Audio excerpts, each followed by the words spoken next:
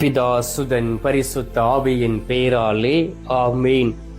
எசையா தீர்க்கதரிசி புத்தகத்தில் இருந்து வாசகம். அதிகாரம் 58, இறை வார்த்தை 13. ஓய்வு நாளின் முறைமைகளில் நின்று விலகிச் செல்லாது, என் புனித நாளில் உன் விருப்பம் போல் செய்யாதிருந்து, ஓய்வு நாள் மகிழ்ச்சி நாள் என்றும் ஆண்டவரின் மேன்மை மிகு புனித நாள் எனவும் சொல்லி அதற்கு மதிப்பு தந்து, உன் சொந்த வழிகளில் செல்லவோ, உன் சொந்த ஆதாயத்தை நாடவோ, வெற்று பேச்சுகளை பேசவோ செய்யாதிருங்கள். ஆண்டவரின் அருள்வாக்கு. இறைவா உமக்கு நன்றி. கிறிஸ்துவுக்குள் பிரியமான என் அன்பு சகோதர சகோதரிகளே, இன்று அதிகாலை பொழுதிலே நம் ஆண்டவராகிய இயேசு கிறிஸ்துவினுடைய ஈடு இணையற்ற நாமத்தினால் உங்களையும் உங்களுடைய குடும்பத்தையும் நிறைவாக ஆசீர்வதிக்கின்றேன். இந்த நாளிலே ஆண்டவர் உங்களை ஆசீர்வதித்து உங்களுடைய வாழ்க்கையிலே நீங்கள் விரும்பி கேட்பவற்றை செய்து உங்களுடைய திட்டங்களை ஆண்டவரிடம் ஒப்புக் கொடுக்கும் பொழுது அதை அவர் ஆய்ந்து அறிந்து பார்த்து நிறைவேற்றி உங்களுடைய வாழ்க்கையிலே அற்புதங்களையும் அடையாளங்களையும் செய்யும்படியாக உங்களுக்காகவும் உங்களை சார்ந்து இருக்கிறவர்களுக்காகவும் நான் மன்றாடுகின்றேன். யார் யாருக்காக ஜெபிக்க இந்த நேரத்திலே நீங்கள் நற்கருணை நாதருடைய திரு சமூகத்தில் அமர்ந்து இருக்கிறீர்களோ அவர் உங்களுடைய குரலை கேட்டு உங்களை ஆசீர்வதிப்பார். எனவே ஆண்டவரை சிக்கன பிடித்து கொண்டு நாம் அவருடைய பாதையிலே நடக்க வேண்டும். ஆண்டவருடைய பாதையில் நடக்க வேண்டும் என்பதற்காகவே அவர் நமக்கு 10 கட்டளைகளை கொடுத்திருக்கின்றார். இயேசுவின் வழியாகத்தான் ஆண்டவராகிய தந்தையை நாம் சந்திக்க முடியும் என்பதற்காக ஆண்டவராகிய இயேசு கிறிஸ்து 2 கட்டளைகளை கொடுத்திருக்கின்றார். எனவே இந்த 12 கட்டளைகளையும் நாம் கடைபிடிக்கக்கூடிய வேளையிலே நாம் ஆண்டவரை சார்ந்தவர்களாக மாறுகிறோம்.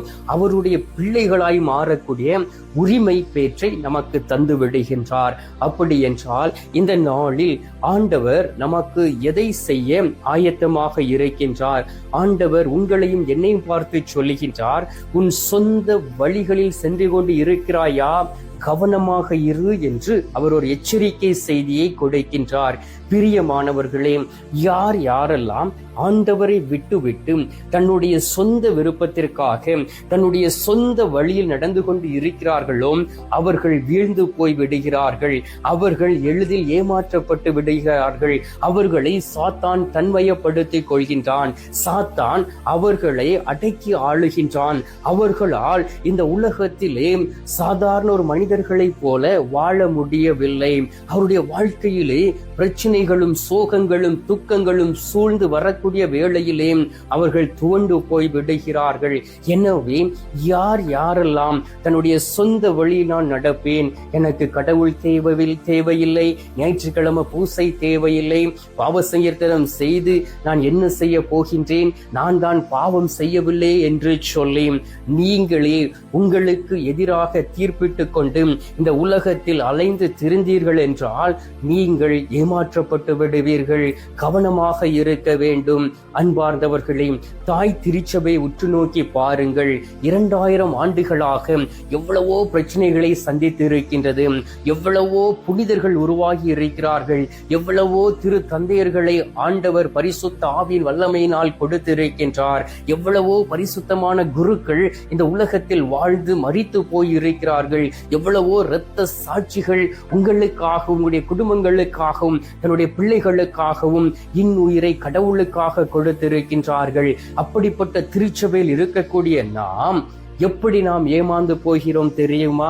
நம்முடைய சொந்த வழியில் நடக்கும் பொழுது எனக்கு திருப்பலி வேண்டாம், நற்கருணை வேண்டாம், ஜெபமாலை வேண்டாம், அன்னை மரியாள் வேண்டாம், புனிதருடைய உறவு வேண்டாம், எனக்கு இந்த வழிபாடு பிடிக்கவில்லை, இந்த சாமியாரை பிடிக்கவில்லை, இந்த அருட்சகோதரி சகோதரிகளையும் சகோதரர்களையும் எனக்கு பிடிக்கவில்லை, இங்கு இருக்கக்கூடிய பொது நிலையர்களை பிடிக்கவில்லை, தலைவரை பிடிக்கவில்லை, ஊர் பெரியவரை பிடிக்கவில்லை, சர்ச் லீடர் சிலரை பிடிக்கவில்லை என்று சொல்லி தன்னுடைய சொந்த வழிகளிலே யாரெல்லாம் செல்கிறார்களோ அவர்கள் ஏமாற்றப்பட்டு விடுகிறார்கள். அன்பார்ந்தவர்களே, என்னோடு படித்த 2 நண்பர்கள் உண்டு. அவர்கள் தாய் திருச்சபையில் இருந்தவர்கள். அவர்களுடைய வாழ்க்கையிலே ஒரு விதத்தில் ஒரு மாற்றம் வந்தது. அவர்கள் கடவுளை பெயருக்கு தேடுகிறவர்களாக இருந்தார்கள். திருப்பலிக்கு வந்தாலும் கோயிலுக்கு வெளியிலே இருப்பார்கள், கோயிலுக்குள் வருவது இல்லை. அப்படியே உடைய வாழ்க்கை பல ஆண்டுகளாக இளமை பருவத்தை கடந்து திருமணமாகி பிள்ளைகளை பெற்று அவர்கள் இந்த உலகத்தில் வாழ்ந்து கொண்டு இருந்தார்கள். அங்கே கோயிலில் ஒரு சிறிய பிரச்சனை ஒன்று நடந்தது. அந்த பிரச்சனை நடந்த உடனே முதலில் ஒரு சகோதரர், என்னோடு படித்தவர் தான், திருச்சபை விட்டு கோயிலை விட்டு வெளியே சென்று அவர் தனியாக ஒரு கோயிலை ஆரம்பித்து விட்டார். அவருக்கு பின்னாக இன்னொரு சகோதரரும் சென்றார், என்னுடைய படித்தவர் தான். இவர்கள் 2 பேரும் சென்று ஊழியம் என்கின்ற பெயரிலே ஊழியம் செய்தார்கள். நடந்தது என்ன? சில மாதங்களிலே 2 பேரும் பிரிந்து போய் இன்னொரு சபையை உருவாக்கி விட்டார். நான் கண்ணால் பார்த்தது. நான் அவர்களை குறை சொல்லவில்லை.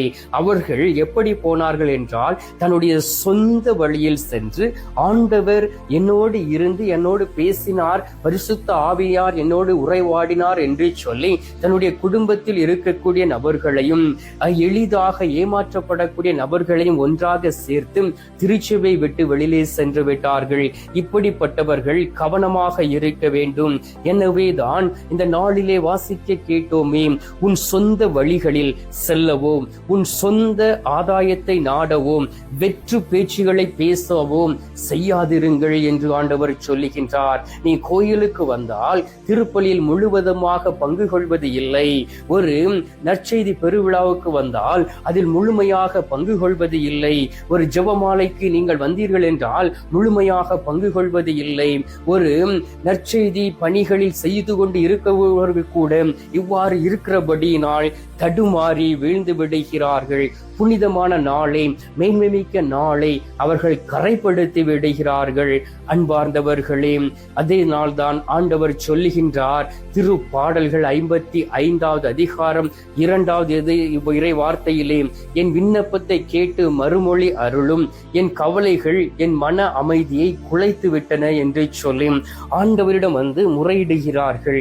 ஆண்டவரே, என்னுடைய விண்ணப்பத்தை கேட்டு பதில் கொடும், ஆனால் என்னுடைய மனதில் அமைதி இல்லை என்றால் நீங்கள் ஏதோ ஒரு பாவத்தில் இருந்து வெளியிலே வராதபடி அந்த பாவத்தை சிக்கன பிடித்து கொண்டு இருக்கிறீர்கள். அது ஒரு உறவுக்காரராக இருக்கலாம், உறவுக்காரியாக இருக்கலாம். அவர்களுக்கு முதன்மையான இடத்தை கொடுத்து விட்டு கடவுளுக்கு கடைசியான இடத்தை கொடுத்து நீங்கள் அவரிடம் வந்து ஜெபித்தீர்கள் என்றால் உண்மையிலே நீங்கள் எதையும் பெற்றுக்கொள்ள முடியாது பிரியமானவர்களே. எனவே நம்முடைய சொந்த வழிகளை விட்டு வெளியிலே வர வேண்டும். பாருங்கள், யோவான் நற்செய்தி 14வது அதிகாரம் 6வது இறை வார்த்தையில் சொல்லப்பட்டு இருக்கின்றது, நானே வழியும் உண்மையையும் உயிருமாக இருக்கிறேன் என்று ஆண்டவர் சொல்லுகின்றார். நானே வழியும் சத்தியமும் ஜீவனுமாக இருக்கிறேன். ஆண்டவர் வழியாக இருக்கின்றார், உண்மை உள்ளவராக இருக்கின்றார், உயிர் உள்ளவராக இருந்து நம்மை வழிநடத்தி கொண்டு இருக்கின்றார். எனவே இந்த நாட்களிலே நீங்கள் திருவருகை காலத்தில் இருக்கிறீர்கள். உங்களை ஆய்ந்தறிந்து பாருங்கள். ஆண்டவராகிய இயேசு கிறிஸ்துவுடைய பிறந்த நாளை கொண்டாட நான் தகுதி அற்றவனாக இருக்கிறேனாம் அல்லது தகுதி உள்ளவனாக இருக்கிறேனா, தகுதி அற்றவளாக இருக்கிறேனா, தகுதி உள்ளவளாக இருக்கிறேனா என்று சொல்லி நீங்கள் ஆய்ந்து அறிந்து பாருங்கள். உங்களுடைய மனநிலை எப்படிப்பட்டதாக இருக்கிறது என்பதையும் ஆய்ந்து பாருங்கள். ஏனென்றால் நீங்கள் ஆண்டோடைய வார்த்தைக்கு கட்டுப்பட்டு கீழ்ப்படிந்து அவருடைய வழியில் நடந்து உங்களுடைய சொந்த ஆதாயத்தின்படி நடக்காமல் இருந்தால், உங்களுடைய பேச்சுகள் ஆண்டவருக்கு பிரியமுள்ளதாக இருந்தால் ஆண்டவர் உங்களை உயர்த்துவார், ஆண்டவர் உங்களை ஆசீர்வதிப்பார், ஆண்டவர் உங்களை தெளிவுபடுத்துவார், ஆண்டவருக்கு உகந்த பிள்ளைகளாக மாறிவிட முடியும். அன்பார்ந்தவர்களே, அதே போல் ஆண்டவருக்கு ஏதாவது கொடுக்க முன்வந்தால் இந்த திருவருகை காலங்களிலே ஏழை எளிய மக்களுக்கு உதவி செய்பவன் கடவுளுக்கே உதவி செய்கின்றான். ஏழை எளிய மக்களுக்கு கடன் கொடுப்பவன் கடவுளுக்கே கடன் கொடுக்கிறான் என்று ஆண்டவருடைய வார்த்தையில் சொல்லப்பட்டு இருக்கின்றது. 2 கொரிந்தியர் 9வது அதிகாரம் 7வது வார்த்தையை வாசித்து பாருங்கள். ஒவ்வொருவரும் தம் முன் தீர்மானித்தபடியே கொடுக்கட்டும், மன வருத்தத்தோடோ கட்டாயத்தினாலோ கொடுக்க வேண்டாம். மகள் மலர்ச்சியோடு கொடுப்பவரே கடவுளின் அன்புக்கு உரியவர் என்று சொல்லப்பட்டு இருக்கின்றது. யார் கடவுளுடைய அன்புக்குரியவராக இருக்கின்றார்? யாரெல்லாம் தன்னுடைய உடலை ஆண்டவருக்கு உகந்த ஒரு தகுந்த பலியாக ரோமியர் 12:1-2 சொல்லப்பட்டு இருக்கிறதை போல கொடுக்கிறார்களோ அவர்கள் கடவுளுக்கு உகந்த பிள்ளைகளாக இருப்பார்கள். மகிழ்ச்சியோடும் உள்ளத்தின் ஆழத்தில் இருந்து ஏழைகளுக்கு உதவி செய்கிறார்களோ அவர்கள் கடவுளுக்கு உகந்தவர்களாகவும் கடவுளுடைய வழியில் நடக்கக்கூடியவர்களாகவும் இருப்பார்கள். எனவே இந்த நாளிலே கண்களை மூடுவோம், செவிகளை திறப்போம், உள்ளத்தை திறந்து ஆண்டவருக்கு இடம் கொடுத்து நாம் இப்பொழுது அவரிடம் மன்றாடுவோம். எங்கள் பரலோக தந்தையே, இயேசு கிறிஸ்துவை தூயனல் ஆவியே, தகப்பனே, இந்த அருமையான காலை பொழுதிற்காக உமக்கு நன்றி சொல்லி உம்மை துதிக்கிறேன் அப்பா. இந்த காலை பொழுதிலே உன்னத பலத்தை கொடுத்து எங்களை ஆசீர்வதித்து எங்களை முகமலர்ச்சி அடைய செய்து எங்களை பலப்படுத்துவதற்காக நன்றி சுவாமி.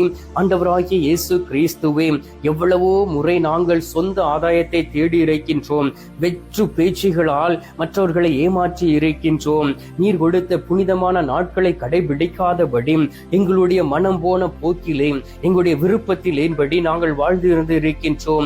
அந்த தருணத்திற்காக மன்னிப்பு கேட்டு செபிக்கிறோம் அப்பா. இந்த நேரத்திலே அதிகாலையிலே உம்மை அணுகி வந்திருக்கின்றோம், உம்மை தேடி வந்திருக்கின்றோம், நன்றி உணர்ந்த நெஞ்சத்தோடு உம்மை நாடி வந்திருக்கின்றோம். இந்த உலகத்தில் நாங்கள் இருப்பதும் வாழ்வதும் உண்பதும் குடிப்பதும் ஆண்டவரே வேலை செய்வதும் அறிவாற்றலை பெற்றுக்கொண்டு ஞானத்தோடு வாழ்வதும் நீர் கொடுத்த கொடையே என்பதை நாங்கள் உணர்கின்றோம் அப்பா. ஆண்டவராகிய இயேசு கிறிஸ்துவை நாங்கள் எப்பொழுதும் என் ஆண்டவரை மனதில் வைத்து செய்யக்கூடிய பிள்ளைகளாக மாற வேண்டும். நீதிமொழிகள் 3:6 சொன்னதுபடி நீ எதை செய்தாலும் ஆண்டவரை மனதில் வைத்து செய், அப்பொழுது அவர் உன் பாதைகளை செம்மையாக்குவார். ஆம் தகப்பனே, நாங்கள் எதை செய்தாலும் உம்மை மனதில் வைத்து செய்யவும் ஆண்டவரே பாதைகளை செம்மையாக்கக்கூடிய பிள்ளைகளாக மாறிவிட வேண்டுமாயும் உம்மை நோக்கி செபிக்கிறேன் அப்பா. அதிசயங்களையும் அற்புதங்களையும் செய்யக்கூடிய தெய்வமே, ஒவ்வொரு நாளும் எங்களை ஆசீர்வதியும், எங்களுடைய பொருத்தனைகளை ஏற்றுக்கொள்ளும். இனி எங்களுடைய வாழ்க்கையிலே சொந்த வழியில் நடக்காதபடி என் ஆண்டவருடைய வழியில் நடந்து என் ஆண்டவருடைய சித்தத்தை நிறைவேற்றக்கூடிய மகனாக மகளாக மாறக்கூடிய அந்த பாக்கியத்தை கொடுப்பீராக. இந்த அருமையான நாளிலும் கூட நீர் எங்களுடைய ஜெபத்தை கேட்டிருப்பதற்காக உமக்கு நன்றி. ஜெபத்தை கேட்டு பதில் தந்திருப்பதற்காக உமக்கு ஸ்தோத்திரம் ஸ்தோத்திரம் ஸ்தோத்திரம். மீட்பரும் இரட்சகருமான இயேசுவின் திருக்கரத்தில் ஒப்பு கொடுத்து எங்கள் தாய் கன்னி மரியாள் வழியாக ஜெபிக்கின்றோம். அன்பு தந்தையே, ஆமீன்.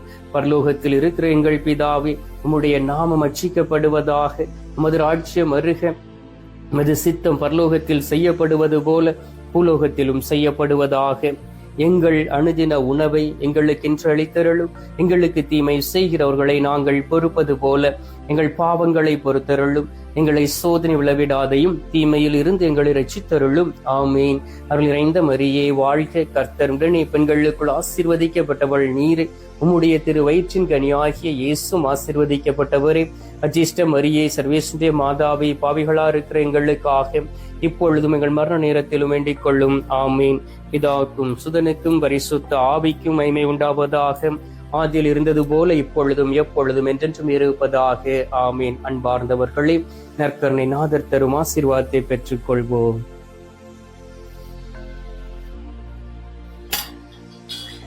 எல்லாமல்ல இறைவன் பிதா, சுதன், பரிசுத்த ஆவி உங்களையும் உங்களுடைய குடும்பத்தையும் ஆசீர்வதிப்பாராக. ஆமீன்.